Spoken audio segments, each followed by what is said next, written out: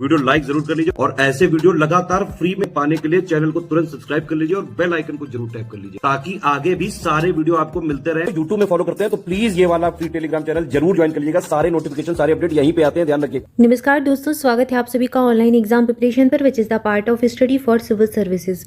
दोस्तों मेरा नाम है दिव्या गुप्ता और आज की वीडियो में हम देख रहे हैं पंचवर्षीय योजनाएं। इसके पहले हमने राष्ट्रीय विकास परिषद देखी थी पिछले वीडियो में और पहली पंचवर्षीय योजना से संबंधित प्रमुख तथ्य देखे थे। आज देखेंगे दूसरी पंचवर्षीय योजना और उसके तथ्य, इसके बाद इसके आगे देखेंगे। तो चलिए स्टार्ट करते हैं। पहली पंचवर्षीय योजना का कार्यकाल रहा था 1951 से 56 तक। 5 साल के लिए पंचवर्षीय योजना चलाई जाती हैं। तो 51 से लेकर 56 तक पहली पंचवर्षीय योजना थी, ये हमने पढ़ ली थी। हैरोल्ड डोमल मॉडल पर आधारित थी और कृषि का विकास करना इसका मुख्य उद्देश्य था और लगभग इसके लक्ष्यों को प्राप्त भी किया गया था। जो लक्ष्य निर्धारित किए गए थे तो काफ़ी हद तक प्राप्त कर लिया गया था। अब इसके बाद दूसरी पंचवर्षीय योजना आई 1956 से 61 तक। 5 साल के लिए फिर योजना बनाई गई। अब इस योजना का जो मॉडल था वो था PC Mahalanobis model. Mahalanobis model पर यह आधारित थी, इसलिए इसे महालनोबिस योजना भी कहा जाता है। इसका नाम जो है प्रसिद्ध सांख्यिकीविद प्रशांत चंद्र महालनोबिस के नाम पर रखा गया था, इसलिए इस योजना का मॉडल पीसी महालनोबिस कहलाता है। फिर है ये योजना जो है, अब हमने कृषि पर तो अधिकार कर लिया, कृषि में हमने आत्मनिर्भर बनाने की कोशिश की सब अपने आप को। उसके बाद क्या है, हमने उद्योग की तरफ रुख किया। अब हमें औद्योगिकीकरण पर भी ध्यान देना था। तो दूसरी योजना का उद्देश्य था तीव्र औद्योगिकीकरण पर ध्यान केंद्रित करना, यानी जो भारी उद्योग होते हैं उन पर हमको ध्यान केंद्रित करना था। ठीक है, अब औद्योगिक रूप से भी अपने आप को आत्मनिर्भर बनाना था ताकि हम जो वस्तुओं का दूसरे देशों से मंगाते हैं, वस्तुओं को दूसरे देशों से आयात करते हैं, वो कम हो सके। तो यहाँ पर हमने इस पर ध्यान दिया। विदेशी ऋण के माध्यम से भारी आयात करने का सुझाव दिया गया था। मुख्य फोकस अब कृषि से हटकर उद्योग पर किया गया था। इस योजना के दौरान कीमतों में 30% की वृद्धि हुई, जो पहली योजना के दौरान की कीमतों में आई 13% की गिरावट की तुलना में काफ़ी अधिक थी। तो इस योजना के समय ये सारी चीज़ें हुई। इसके बाद है भारतीय सांख्यिकी संस्थान, इसकी स्थापना यहीं पर हुई। भारतीय दुर्गापुर और भिलाई, दुर्गापुर और राउरकेला, ये तीन जो हैं इस्पात संयंत्र हैं। ये तीनों भिलाई, दुर्गापुर और राउरकेला, इनमें जल विद्युत ऊर्जा परियोजनाएं और 5 इस्पात संयंत्र स्थापित किए गए थे। तो ये तीनों जो हैं इनको स्थापित किया गया दूसरी पंचवर्षीय योजना के दौरान। ये प्रश्न आपसे एग्जाम में पूछा जाता है कि भिलाई जो इस्पात संयंत्र है ये किस योजना के दौरान आया था, किस योजना के दौरान बनाया गया, कब स्थापित किया गया। तो ये दूसरी पंचवर्षीय योजना के दौरान स्थापित किए गए थे।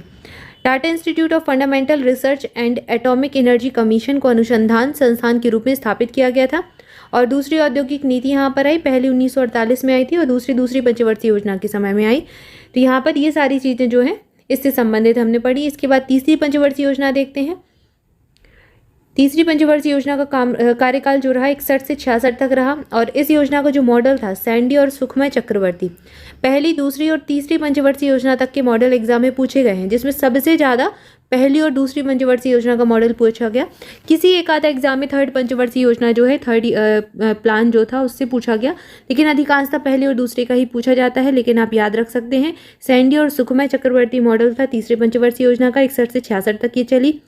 इसने कृषि और गेहूं के उत्पादन में सुधार पर जोर दिया था, लेकिन 1962 में भारत और चीन का युद्ध हो गया। इससे अर्थव्यवस्था कमजोर हो गई और इसलिए युद्ध के बाद रक्षा उद्योग और भारतीय सेना की ओर ध्यान केंद्रित किया गया। अब 1962 में इस योजना में देखिए 1962 में क्या हुआ, भारत चीन युद्ध हो गया। फिर बाद में 1962 में ही भारत चीन युद्ध होने के बाद 1964 में भारत पाकिस्तान युद्ध हो गया। फिर 1965-66 के दौरान भयंकर सूखा आ गया। तो इस योजना में जो लक्ष्य निर्धारित किए वो लक्ष्य हम प्राप्त नहीं कर पाए। ठीक है, तो ये योजना असफल रही क्योंकि ये सारी जो परिस्थितियां यहाँ आ गई थी इस समय। अब जब भयंकर सूखा पड़ा, हमारी जो आर्थिक स्थिति है बहुत खस्ता पड़ गई, तो फिर हम आगे भी इस स्थिति में नहीं थे कि योजनाओं का निर्माण कर सके, 5-5 साल के प्लान बना सके।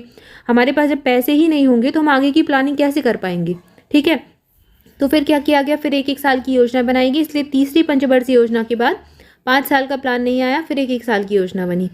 अब यहाँ पर क्या है, सार्वजनिक वितरण प्रणाली शुरू की गई, FCI। 1964 में पूरे देश में खाद्यान्न वितरण के लिए इसको स्थापित किया गया। तो ये प्रश्न एग्जाम में पूछा गया है, इंपॉर्टेंट है, याद रखें। अब इसके बाद क्या है, हमने योजनाएं बनाना फिर नहीं किया, फिर हमने 1-1 साल की 3 वार्षिक योजनाएं बनाई, 66 से 67 तक, 66 से 67 तक, 67 से 68 तक और 68 से 69 तक 3 वार्षिक योजनाएं बनाई और उसके बाद फिर चौथी पंचवर्षीय योजना आई। तो 3 वार्षिक योजनाओं में क्या हुआ, कृषि में व्याप्त संकट और गंभीर खाद्य अल्पता ने वार्षिक योजनाओं के दौरान कृषि पर जोर देना आवश्यक बना दिया, क्योंकि अब हमारे पास खाने के लिए अनाज ही नहीं था, भयंकर सूखा पड़ गया तो कृषि भी नहीं हो सकी, ठीक है, उद्योग भी ठप हो गए, कुछ भी नहीं था। तो फिर हमने कृषि पर जोर देना आवश्यक समझा इन वार्षिक योजनाओं में, क्योंकि सोचा कि पहले खाने की व्यवस्था कर ली जाए। इस योजनाओं के दौरान एक पूरी नई कृषि रणनीति लागू की गई। इसमें बीजों की अधिक उपज देने वाली किस्मों का व्यापक प्रसार, उर्वरकों का व्यापक उपयोग, सिंचाई क्षमता का दोहन और मृदा संरक्षण शामिल है। अब क्या है, हमें कृषि पर ध्यान केंद्रित करना था, तभी फिर यहीं पर 1966-67 के दौरान क्या आया, हरित क्रांति आई। तो ये इसी समय में आई थी। वार्षिक योजनाओं के दौरान अर्थव्यवस्था ने तीसरी योजना के दौरान उत्पन्न हुए झटकों को अवशोषित कर लिया। जब तीसरी पंचवर्षीय योजना आई 67 से 68 से 69, तब तक हमने अपने आप को ठीक ठाक स्थिति में कर लिया। एक साल की योजनाएं बना के हमने उत्पादन अच्छा किया, हरित क्रांति आई जिससे हमारे अनाज अच्छा खासा होने लगा। तो फिर धीरे धीरे चीज़ों को हमने बैलेंस कर लिया, मैनेज कर लिया। तो इसके बाद फिर चौथी पंचवर्षीय योजना को प्रारंभ किया गया।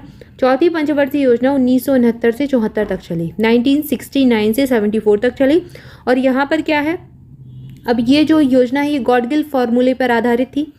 हरित क्रांति इस योजना में आई क्योंकि 66-67 में शुरू हुई, लेकिन इसका प्रभाव और ज़्यादा यहाँ पर पड़ गया। भारत पाक युद्ध भी हुआ 1971 में फिर से। 14 प्रमुख भारतीय बैंकों का राष्ट्रीयकरण किया गया 1969 में। और ये प्रश्न एग्जाम में बहुत बार पूछा जाता है कि 14 बैंकों का राष्ट्रीयकरण कब किया गया। उसके बाद फिर 1980 में 6 बैंकों का राष्ट्रीयकरण और हुआ, जो कि इस योजना में नहीं था, इसके बाद हुआ, लेकिन यहाँ पर दिया गया है ताकि आपको याद रहे। 1969 का याद रखना है, 14 बैंकों का 1969 में राष्ट्रीयकरण किया गया 1969 में, और फिर 1980 में राष्ट्रीयकरण हुआ 6 और बैंकों का, ठीक है। इसके बाद क्या है, मुख्य फोकस कृषि की विकास दर पर था ताकि अन्य क्षेत्रों को आगे बढ़ने में सक्षम बनाया जा सके। योजना के पहले 2 वर्षों में रिकॉर्ड उत्पादन दर्ज किया गया। खराब मानसून के कारण आगे 3 साल ठीक नहीं गुजरे।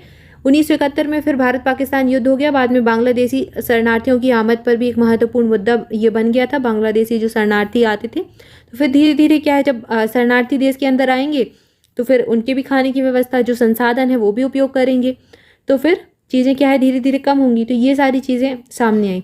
अब भारत ने 18 मई 1974 को राजस्थान में स्माइलिंग बुद्धा के नाम से भूमिगत परमाणु परीक्षण पोखरण बंद भी किया। अब यहाँ पर ये करने का उद्देश्य क्या था, क्योंकि हमें अपने आप को आत्मनिर्भर बनाना था, हमें अपने आप को सुदृढ़ बनाना था, रक्षा क्षेत्र में हमें भी काम करना था, क्योंकि ये बार बार युद्ध हो रहे थे और इससे पता चल रहा था कि दूसरे देश हमें कमज़ोर समझते हैं। तो हमें अपने आप को सुदृढ़ बनाना था, अपने आप को भी अच्छे से मजबूत बनाना था। तो ये जो है परीक्षण किया गया और परमाणु शक्ति वाला, ये ताकि हम अपने आप को परमाणु शक्ति से लैस बना सके, जो कि आंशिक रूप से बंगाल की खाड़ी में संयुक्त राज्य अमेरिका द्वारा 7वें बेड़े की तैनाती के जवाब में था, ठीक है। तो ये सारी चीज़ जो है यहीं पर हुई चौथी पंचवर्षीय योजना के दौरान 1969 से 74 तक, जो कि चली थी। इसके बाद है 5वीं पंचवर्षीय योजना, जिसको हम अगले वीडियो में देखेंगे। तब तक के लिए आपसे भी ऑनलाइन एग्जाम प्रिपरेशन के साथ जुड़े रहें। 5वीं पंचवर्षीय योजना में बहुत ही महत्वपूर्ण चीज़ें हुई जिनको हम देखने वाले हैं। और आपसे भी वीडियो को लाइक जरूर कर दें, चैनल को सब्सक्राइब जरूर कर दें। मिलेंगे नेक्स्ट वीडियो में। Thank you so much.